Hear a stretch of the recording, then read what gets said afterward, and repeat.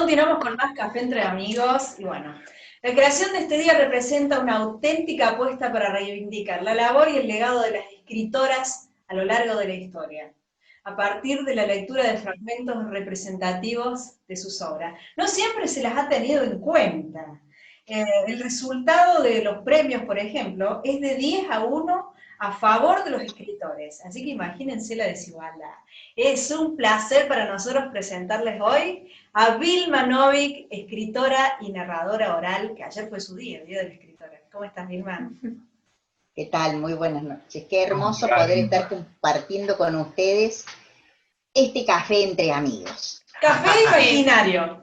Es virtual. A distancia. A distancia. Y bueno. La verdad que... El sentimiento está. Claro, es lo que hay, Vilma. Y es que nos vamos a ir acostumbrando. Sí. Yo lo que creo que no me voy a acostumbrar es a ese del apapachar a la gente que yo quiero, eso de codito, ¿viste? Para colmo que yo nunca fui de andar a los codazos.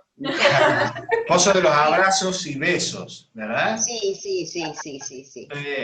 Eso es bueno. Bien, Vilma, vamos a empezar por el principio. Quiero que nos cuentes cómo empezó esta gran pasión por la escritura, la literatura. Contanos un poquito. Bueno, yo tengo que ya a esta altura de la vida hacerme cargo. Ajá. Y tengo que enfrentar la realidad y decir las cosas como son. Bien. Porque yo empecé desde niña. Pero, lógicamente, lo que logré con esto de hacerlo de manera oral, porque no lo escribía, sino que lo contaba, el gran título de mentirosa. ¿Por qué? O sea que yo, entre mis amigos, cuando era chica, para algunos era mentirosa. Después me di cuenta que eso era fantasiosa. Claro. Pero yo no mentía, como podría ser, por ejemplo, que me habían regalado una muñeca de 1,5 metros, como me decía Cristina, que era mi amiga, ¿viste?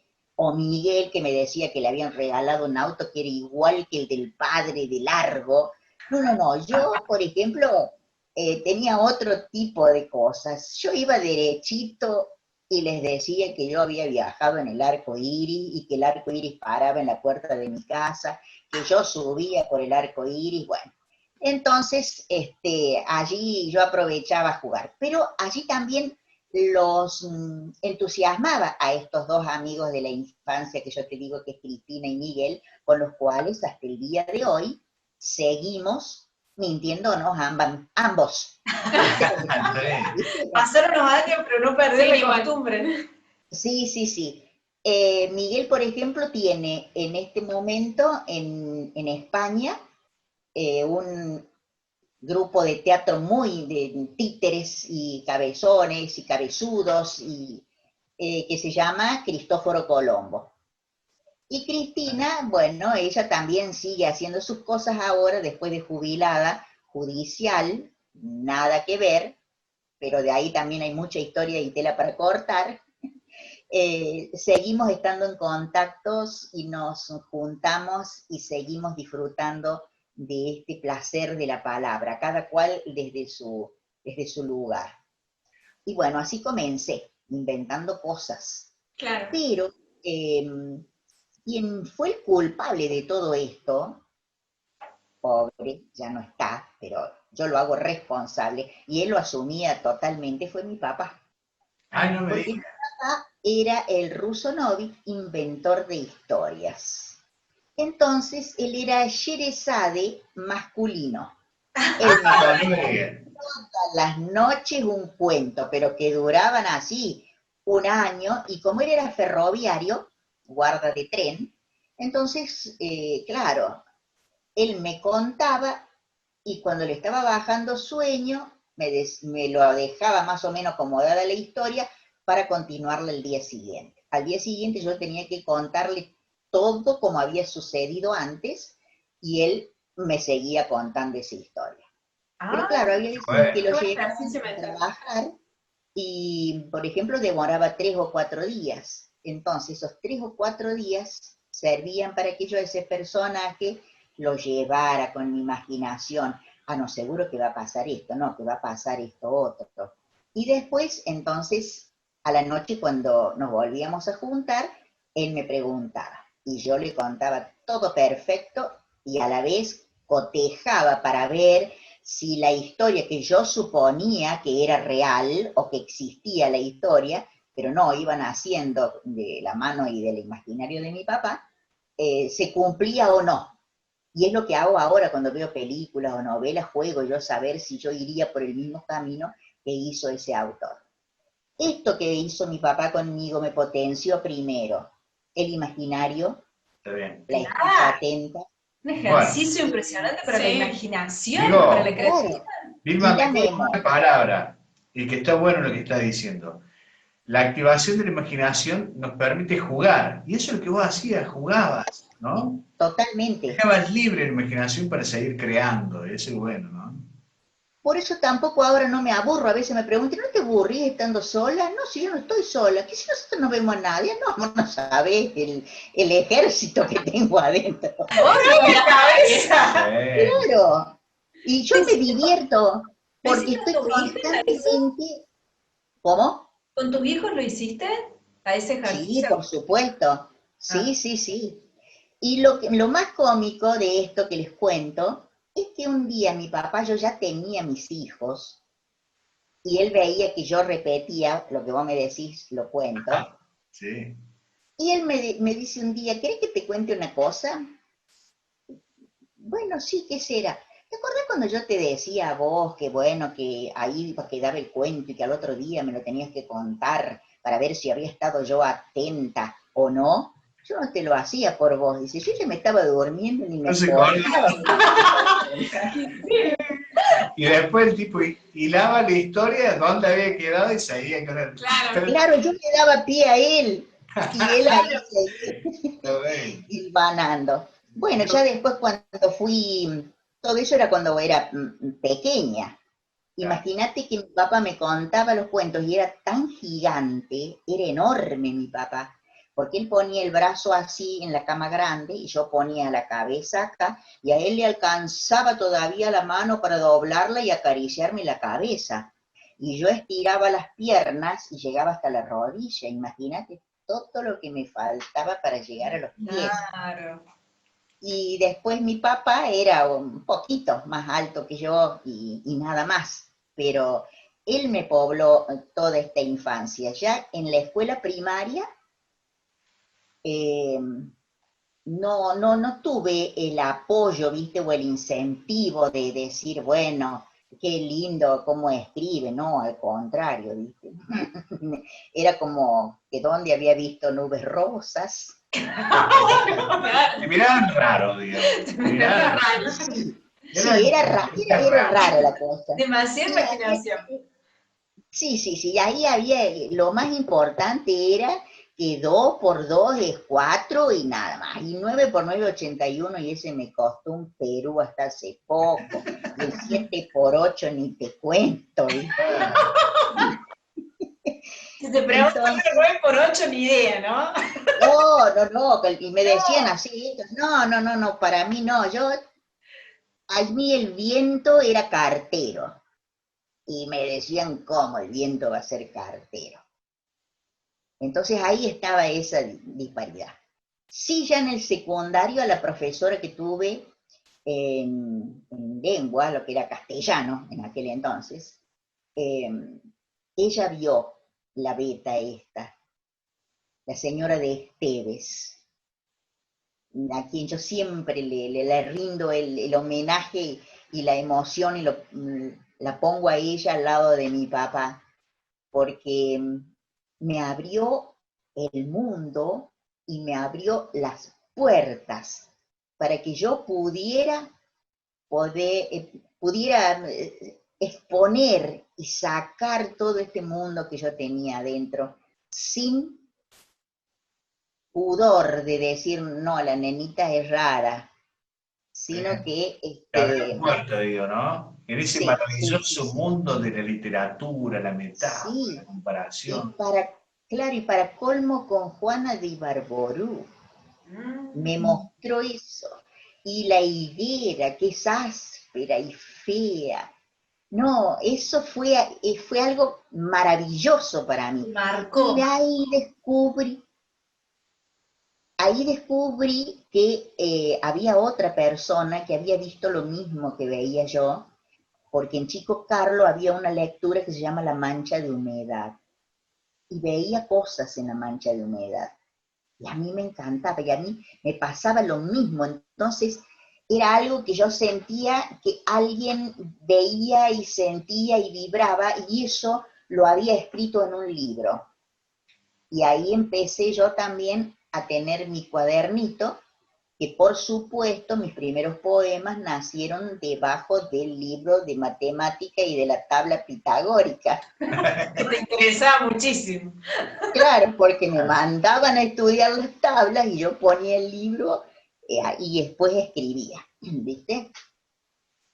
Y ya Es la después importancia de una buena profe, de la educación Sí. en el colegio, sí, ¿no? sí, me incentivó muchísimo.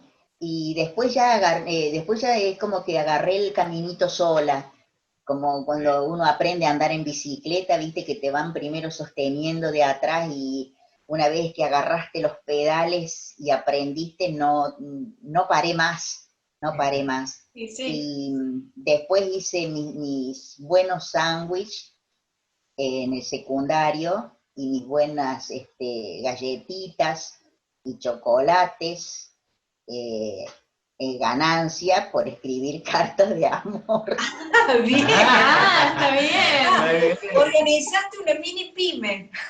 Claro, yo tenía mi pequeña empresa Está y bien. los demás eran los que sufrían los amores o estaban exultantes de amores y yo era la que escribía. Entonces, lógicamente, en los recreos de secundario algo había que cobrar, no era cuestión. Era como una especie de Cupido, digamos, ¿no? Una selección. Claro, sí. Y ya después no paré, ya empecé después a escribir, pero siempre con ese espacio tan difícil como para abrirse, ya no con el pudor de decir la nenita rara, no, ya asumido que era algo, porque a mí me gustaba, yo hice danza durante 16 años, hice danza, Ah, y yo pensé que iba a ser bailarina, ¿viste? Porque el arte ahí andaba. Claro, por ahí. sí, sí. Sí, pero no, ¿viste? No era eso.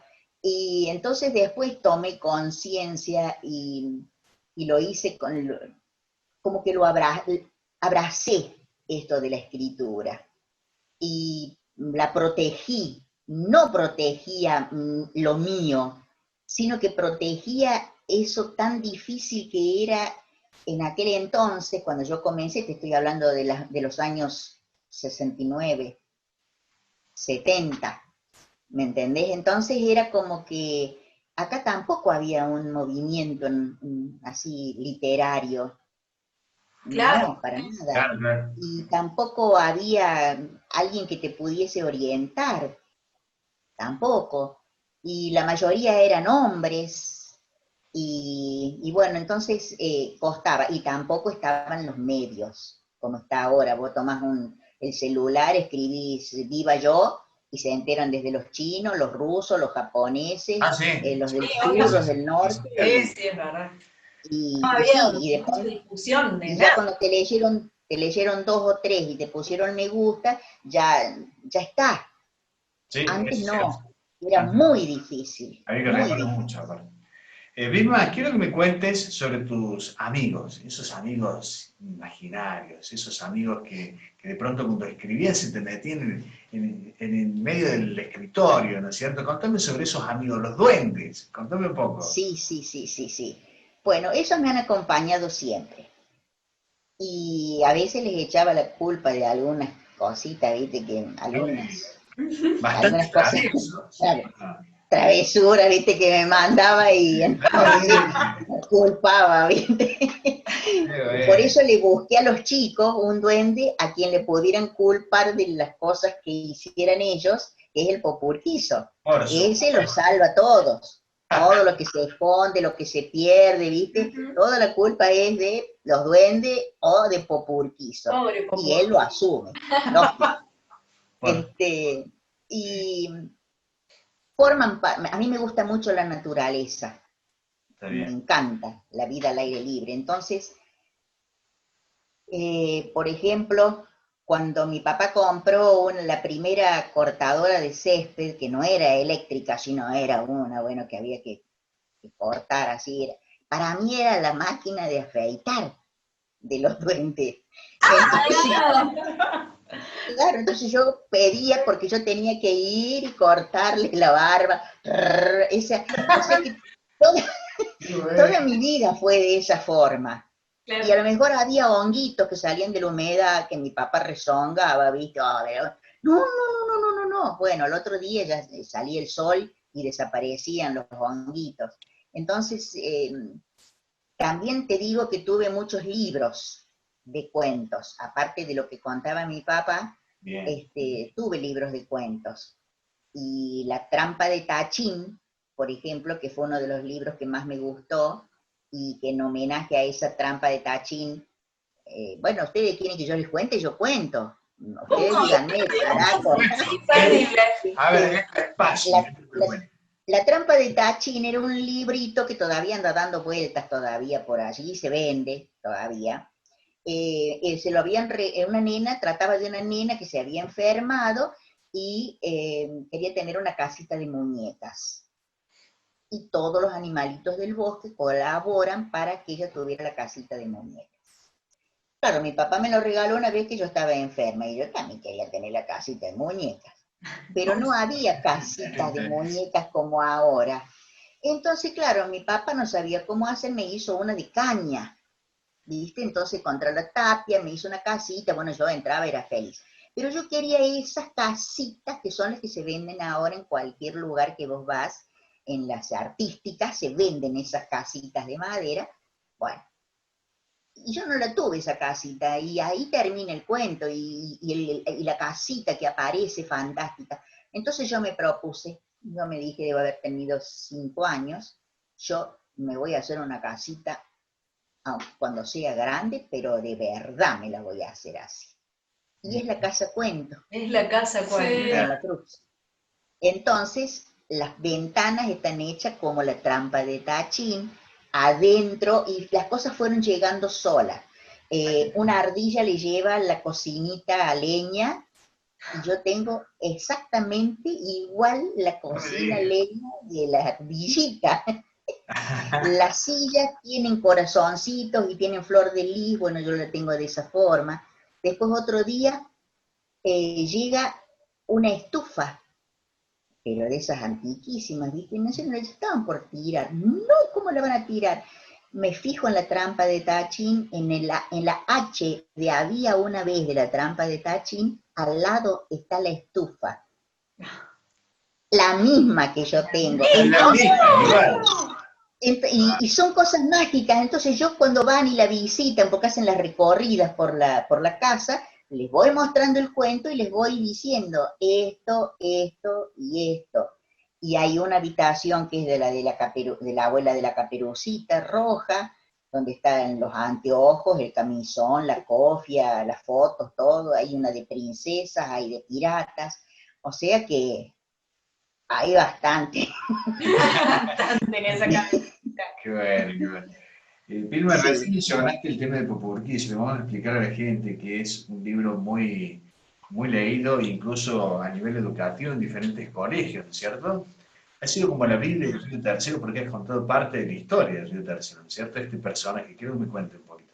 Sí, el Popurquizo es un duende que un día se peleó con la gata de la biblioteca, con la Ninón, y no quiso quedarse más porque era arrogante la gata, ¿viste? Según me contó. Y él decidió elegirme a mí y se trepó a mi zapato para que yo lo llevara como en taxi y apareció acá en mi casa. Y yo lo quise sacar, y él me dijo que no, me miró con unos ojitos que vos no te das una idea, entonces dije, bueno, dale, quédate. y desde ese día vivimos juntos, ya tiene 21 años. 21 años. Ya es mayor de edad, ya se podría Sí, independizar. ya los chicos en la escuela me preguntan, ¿y tiene novia? Y yo les digo, lógico, ya le piden novia. Entonces él es el que como los duendes no tienen una edad, él ha atravesado todas las etapas y los tiempos y hace esa fisura de pasar de lo real a lo fantástico y que vive en el imaginario, eso siempre le digo a los chicos, vive en el imaginario, me contó la historia de Río Tercero.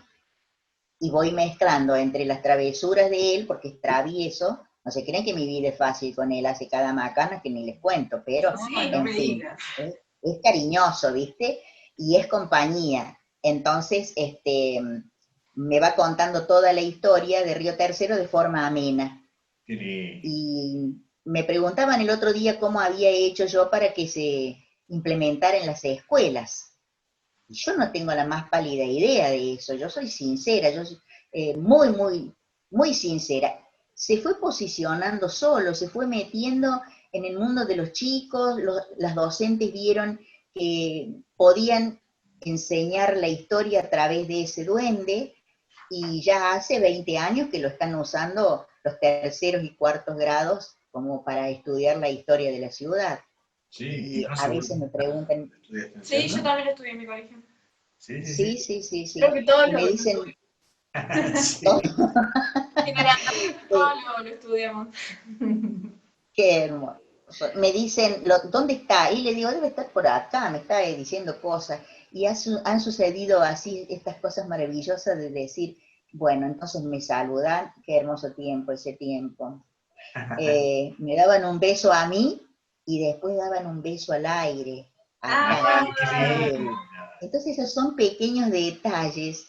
Y vos decís, eso no tiene precio, pero tiene un valor incalculable. No tiene precio, Vilma. Qué Qué precioso. lindo, Sí. qué lindo. Che, te voy a desbloquear un recuerdo. Pan con Dulce TV. Quiero que me cuentes un poco de eso. Uy, mira, fue un programa que el otro día justamente estaba pensando eso, que después no se volvió, nadie tomó la posta de hacerlo. Primero empecé con la radio, Corazón de Barrilete, y después salió Pan con Dulce, que era un programa jugado para la época, porque de pronto llegaban al canal ómnibus con los chicos y no era en vivo, era grabado, pero jamás tuvimos que repetir algo porque era espontáneo. Y la comida de pan con dulce era también real, y los chicos se los invitaba con pan con dulce. ¿Qué otra cosa mejor que eso? ¿Cómo? Venían chicos de la zona. Sí, venían chicos de la zona y, por ejemplo, de aquí mismo, de las escuelas, a veces los llevaban en el ómnibus, suponte los chicos de la escuela Güemes o de aquellos lados, venían y llegaban al canal, y el programa era de ellos, lo hacían ellos, yo tiraba una idea y después era espontáneo. Y tenía un grupo de colaboradores que eran mis alumnos, y que siempre los recuerdo con enorme amor, ya deben ser papás. Claro. Y Felipe era uno, claro, por el pan Felipe, ¿viste? Siempre había colaboradores y se encargaban ellos con una responsabilidad, y allí tenían la oportunidad las docentes de mostrar las actividades que hacían en el aula. Y se llevaban los chicos para que ellos expusieran los trabajos. Esa fue una hermosa oportunidad que me brindó el canal local. Bueno. ¿Te acordás en qué año fue? Ay, no. Yo sé que era joven, bella, elegante. Entonces, hará un par de años. 2 o 3 años. 2 o 3 años. Sí, hace muchos años. Y fue nominado 3 veces, en 3 oportunidades, en la terna quedó finalista de los Martín Fierro por cable. Ah, qué bien. Muy bueno. Qué bueno. Sí, Bueno, siempre tuvimos ternado. Por supuesto que una vez lo ganó La Plata, otra vez lo ganó Bahía Blanca, pero siempre estuvimos en la terna, en Qué Buenos bueno. Aires, como programa infantil del interior. Varios libros escritos, Vilma, entre ellos El último mayordomo, que fue traducido al italiano y al alemán. Qué bueno. Sí, así dicen. Si dice lo que yo escribí, no tengo idea, pero las tapas están y dice, y aparentemente, no, fuera de broma. Sí, sí, Qué sí. bueno. Yo más vale que no domino ni el alemán, ni escasamente mi opore en italiano, y ahí nomás. Claro. Pero sí, y vos sabés que ha tenido una muy buena repercusión, porque después del último mayordomo siguen 2 libros más, que es Oltre el Castello di Duino, o sea, más allá del castillo de Duino, y después Entre dos orillas. De los 2 que siguen al último mayordomo, ha tenido muy buena repercusión también porque es la continuidad. Pero el último mayordomo ya lleva la 6ª edición, con 3 editoriales diferentes. Ahora este año, sí, en enero, me mandaron el último con una editorial nueva, y por años estuvo con la Work in Progress, que es muy importante, de una distribuidora también, una editorial muy importante de allá.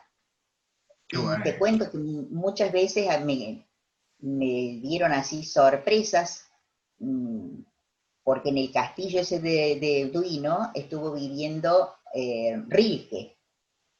Entonces, muchos que han hecho los estudios acerca de la vida de Rilke, me han consultado, me han preguntado, y las elegías de Duino, que escribió Ah, Rilke, son justamente escritas ahí en el castillo Mira, de Duino.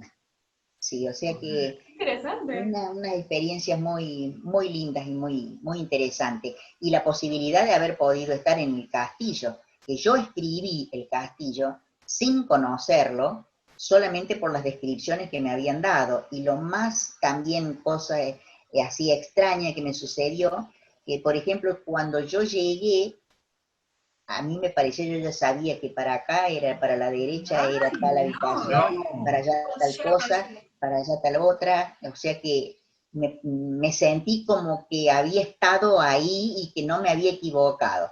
Ah, Pero ¿viste? sí voy a decir un secreto, se los voy a contar a ustedes porque estamos entre amigos. Dale. Yo pongo, está todo tal cual porque es una historia biográfica, es real, nada más que yo la escribo y la hago en forma novelada, pero todos los datos y los hechos, acontecimientos, nombres, todo es real.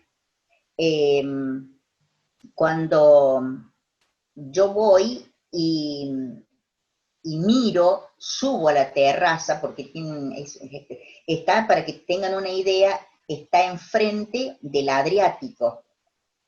Vienen las costas del Adriático, al norte de Italia. Sí, sí. Eh, y claro, cuando yo escribo y sabía que estaba el mar, y el castillo no se ve del lado de la tierra, sino que está hecho a propósito, el frente vendría a ser, está por el mar, cosa que no puedan subir porque está también en altura. Claro, yo cuando me explican que estaba enfrente del mar, me imaginé que el sol se ponía en la línea del horizonte y se escondía, se caía como si fuese una alcancía, y ahí caía el sol. Sí. Y eso pongo. Cuando yo llego, me doy cuenta que no era real. Y acá está el secreto que les cuento. Ah, El error está ahí. No es real. ¿Sabes por qué? Porque yo no tomé en cuenta, por desconocimiento, obviamente, que sí cae, se esconde, se pierde en el mar, pero no es en el horizonte, porque ahí está Yugoslavia. Ah, ah, claro. Entonces va por detrás, porque cuando yo vi fue maravilloso porque caía el sol, era el atardecer, se había hecho todo como un camino de fuego sobre el mar Hoy no y me ya digas. se veía el sol. Pero claro, cuando el sol ya se perdió del todo, ya se había en la parte de adelante, se habían encendido las lucecitas de las viviendas de la Claro. otra costa que es Yugoslavia. Qué Ah, bárbaro. claro, Qué bueno. claro. Bueno, muy interesante, Vilma. Vilma, actualmente, ¿cuáles son tus proyectos? Salvarme del bicho. Como todo. Como todas, como todas, sí. Todo con el mismo proyecto. Sí. Yo digo, por Dios, me cuido, espéreme eso. No, yo sigo escribiendo.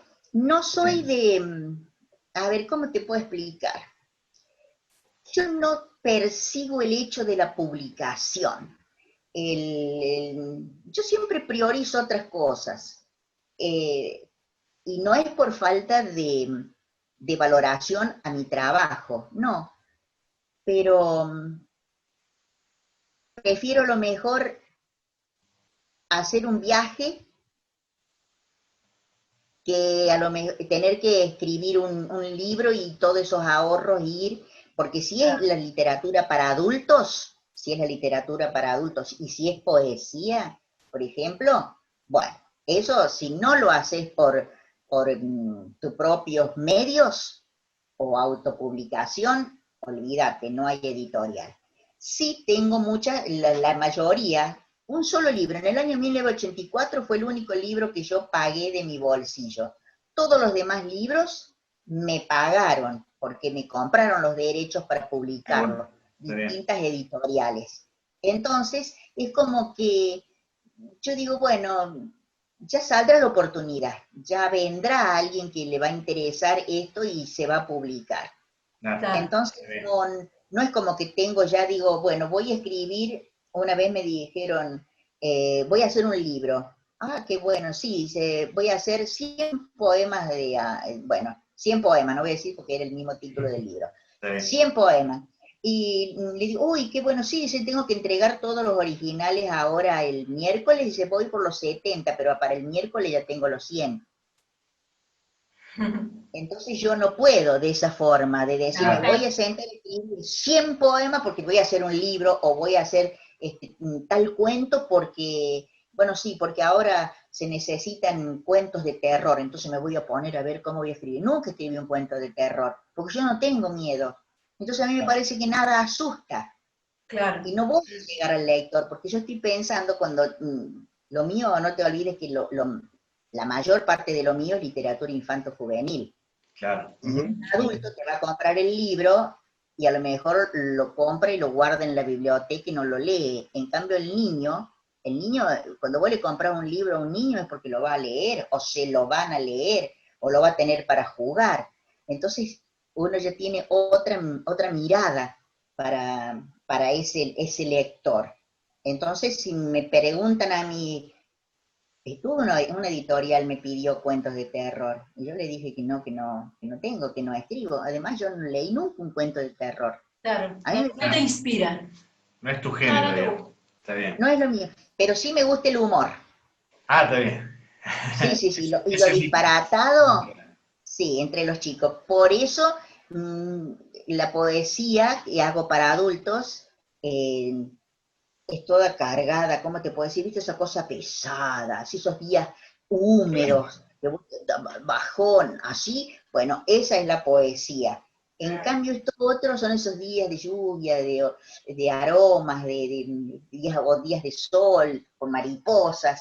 Así veo yo la literatura, mi literatura. Yo soy feliz escribiendo para chicos porque me dan la libertad de poder decir y hacer. Ojo, que no es fácil, porque a mí una vez me dijeron, cuando yo el primer libro que presenté fue de poesías para adultos, ese del 1984, primer libro de primera mujer en Río Tercero que se publica. Ah, mira. Eso lo digo por el Día de la Mujer, esta escritora, bueno, es el primer libro de mujer de no ser post-mortem de la Zoilita, pero viva y demás, así, ¿Y qué libro Lo fue? hice yo. Y ese fue Polvo de Mariposa. Ah, Pero después me dediqué a escribir para niños. Claro. Claro. Y ahí alguien comentó y dijeron, bueno, el que si no sigue escribiendo el que escribe para chicos, porque no le da el cuero a escribir para grandes. no. Y eso lo tengo que agradecer enormemente, porque me permitió también hacer el magíster. Yo soy magíster en literatura infanto-juvenil, o sea que me puse a estudiar profundamente y seriamente para tener fundamentos certeros en decir que no es tarea fácil. Pero yo me siento felicísima y para mí es maravilloso escribir para niños, porque me siento libre. Y Sí. corrijo, vuelvo a corregir, cosa que para adultos no, suelto y sale. En cambio para niños no. Lo trabajo muchísimo. Y eso da la sensación como que es muy simple y que, pero es fácil escribir esto y a veces Nada fácil. Un lapicito vos. Claro. Bueno, Mirna, ha sido un gusto, un placer. Muchas gracias por estar y por conocerte, ¿no? Parte de tu historia, cómo ha sido tu camino, la evolución en esto de la literatura. Gracias por estar, ¿eh? Muchas gracias. No, gracias a ustedes. Y yo lo tomé a esto no catedrático ni formal. Yo lo tomé a la charla Sí, entre hermoso. Siempre un café entre amigos. Un café entre amigos. les he contado, mira, De todo. casi todo. Hasta me he asumido que me decían mentirosa cuando era chica. Y eso no me gustaba, es una ofensa. Y Es no, una claro. ofensa. Sí, sí, sí. Un Muchas abrazo gracias, chicos. enorme. Un abrazo grande, ¿eh? Gracias. Chau, chau. Chao.